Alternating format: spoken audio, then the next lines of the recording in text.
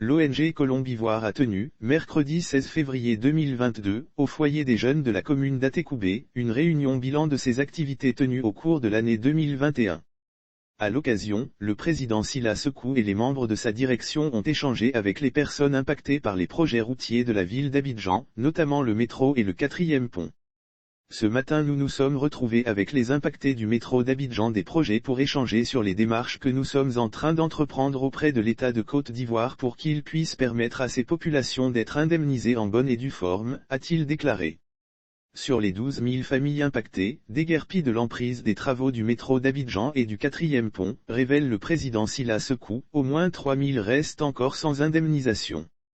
L'ONG Colombivoire entend donc jouer le rôle d'interface entre les victimes de ces projets de développement et l'État de Côte d'Ivoire. Impactés du 4e pont et du métro d'Abidjan, au moins 3 000 personnes en attente d'indemnisation, la libération de l'emprise du 4e pont du côté de Santé, la zone du péage a impacté des centaines de familles. Certaines personnes ont été déguerpies sans indemnisation, parmi lesquelles des propriétaires non résidents. Et pourtant cela n'est pas inscrit dans la politique de sauvegarde environnementale de la BAD, a-t-il regretté.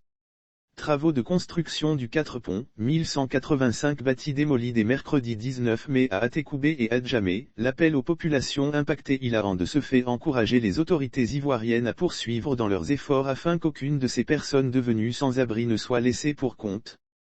Nous sommes en train de recenser leurs préoccupations qui seront ensuite transmises aux autorités compétentes pour qu'elles soient toutes prises en compte. Nous sommes en train de recenser leurs préoccupations qui seront ensuite transmises aux autorités compétentes pour qu'elles soient toutes prises en compte, a-t-il fait savoir.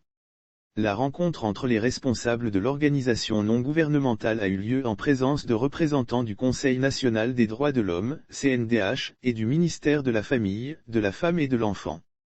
Ils ont indiqué avoir pris bonne des différentes préoccupations des personnes impactées. Lire aussi construction du 4 ponts, les déguerpis de Boribana dorment à la belle étoile, dans des mosquées et magasins. Nous avons pris bonne note de toutes les plaintes qui ont été formulées par les personnes impactées par les divers projets dans la ville d'Abidjan, le métro, le 4e pont. Nous sommes venus écouter et voir ensemble ce qu'on peut faire dans plusieurs actions qui rentrent dans les dénominations de notre ministère, a promis Adama Koné, sous-directeur la valorisation de la famille à la direction de la promotion de la famille du ministère de la Femme, de la Famille et de l'Enfant. Les populations impactées, faut-il le rappeler, sont venues des 4 coins des quartiers périphériques de la commune d'Abidjan, notamment de Boribana, Mossikro, Banco 2, Santé 3, Yaouzé et autres.